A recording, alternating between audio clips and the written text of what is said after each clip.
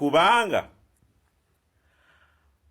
Parliament, bamemba ba Parliament kiki kibagoba okuyisa amateeka gano naddala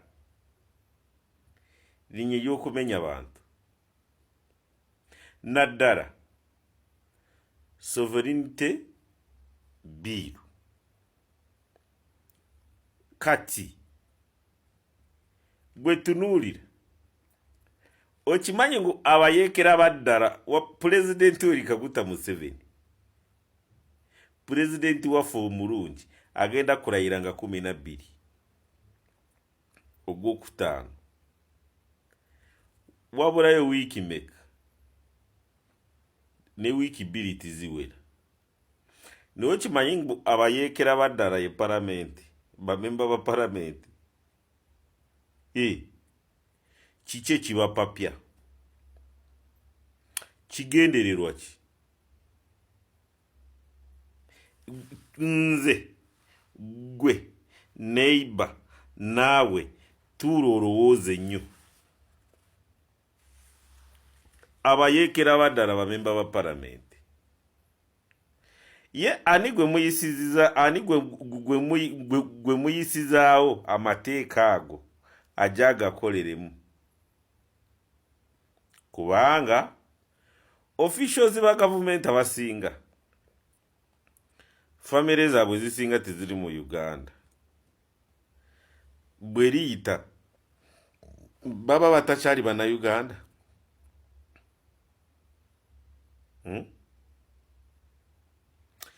Baminisita baffe abalungi bw'otuula n'olaba etteeka eryo gwe likufevalinga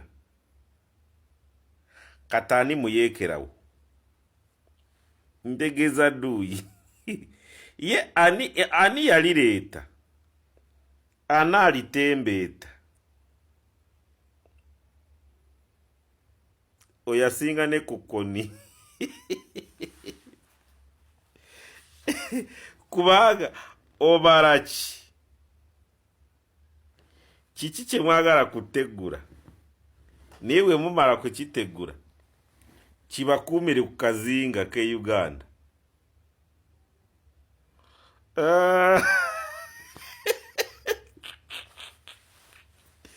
Gwomanyi kyokola? Genda olabe public order management eyagireeta former prime minister Patrick Abama Mbabazi. Bw'oddayo we n'omubuuza public order management wagireeta osuubira ki? Naye olunaku bwe baamukwatiramu eryo etteeka agenda jinja mu campaign yali amanyi lirimukwata. Ani yamuyimiriza olwo olunaku? Nali ku TV live ku NBS 2015 egwako.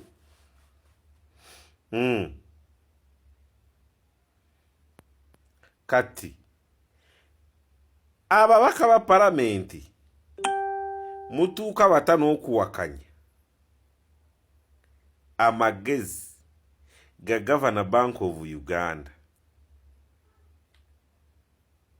Nabagaba nange kino kikuba economy. Tituyina server bazisa servers ki mwe ani gwe mwagala kuyisizaawo? Ndaba kyemubala kinene wama pulezidenti abasajja bali bapanga bunyeebwa obusuka ku kyolaba ku kyowuliriza.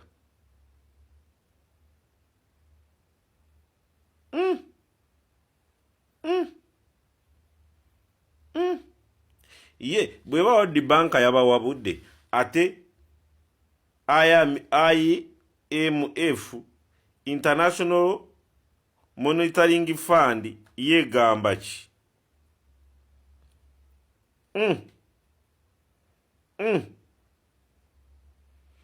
Babaka ba Parliament kubanga sisobola gamba ngu ba 11 sisobola gamba ngu ba 12 Parliament kubanga tibanayingirayo. Ababaka ba Parliament aba 11 Parliament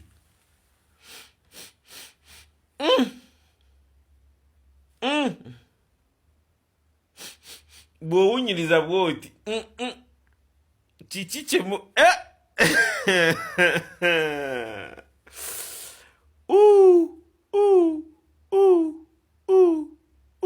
wama president obikiriza. Olwaleero nkakasiza ngu abaagala gavumenti ya NRM egwe bali serious, tibeebase basula bayiiye. Ate abaagala gavumenti ya NRM egwe tibaagala ng'egwe eyitira walala. Bweba luli pulezidenti oli Museveni mu 8 ne mu 7 yayingira ensiko. Bano bo tibagenda kuyingira ensiko. Ensiko yaabwe ye Palamenti. Kati kwata Palamenti eyo ogigerageranye ne Luweero eri Katuugo munda eyo, kubanga aba Palamenti bamemba ba Palamenti kiki kye bagoba okuyisa amateeka gano naddala linnya y'okumenya bantu, naddala sovereignty bill. Kati gwe tunuulira okimanyi ngu Abayekera baddala wa pulezidenti oli Kaguta Museveni, pulezidenti waffe omulungi agenda kulayira nga 12 Ogwokutaano, wabulayo wiiki meka. Kigendererwa ki? Nze gwe neighbor naawe tuula olowooze nnyo. Abayekera baddala bamemba ba Palamenti. Ye ani gwe muyisiza, ani gwe muyisizaawo amateeka ago ajja agakoleremu? Kubanga officials ba gavumenti abasinga famire zaabwe zisinga teziri mu Uganda. Bwe liyita baba batakyali bannayuganda.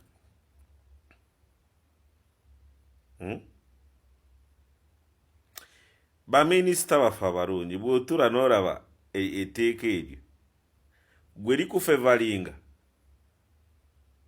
kataani muyekerawo ntegeeza dduuyi ye ani yalireeta anaalitembeeta oyasinga ne ku kkoni kubanga obala kiki kye mwagala kuteggula naye bwe mumala kukiteggula kibakuumire ku kazinga k'e Uganda.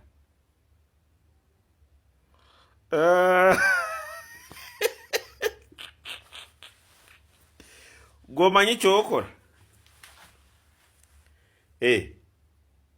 Genda olabe public order management eyagireeta former prime minister Patrick Abama Mbabazi. Bw'oddayo we n'omubuuza public order management wagireeta osuubira ki? Naye olunaku bwe baamukwatiramu eryo etteeka agenda jinja mu campaign yali amanyi lirimukwata. ani yamuyimiriza olwo olunaku nali ku TV live ku NBS 2 2015 egwako.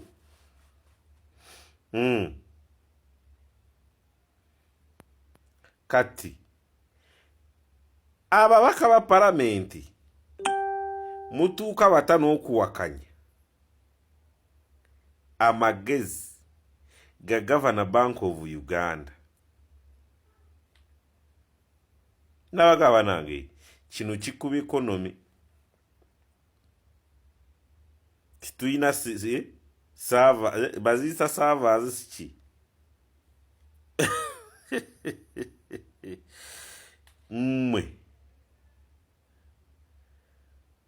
Ani gwe mwagala kuyisizaawo? Ndaba kyemubala kinene. Wama president abasajja bali bapanga bunyeebwa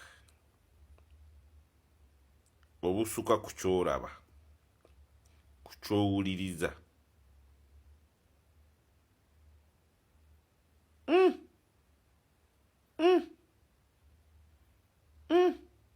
Ye bweba World Bank yabawabudde ate IMF International Monitoring Fund yegamba ki?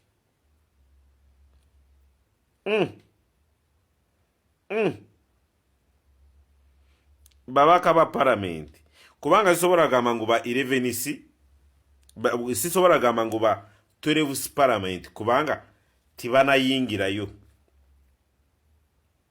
Ababaka ba paramenti aba 11 paramenti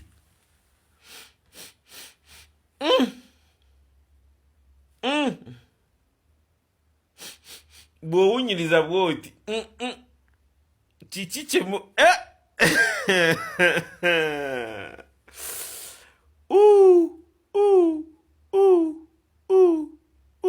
wama president tobikiriza.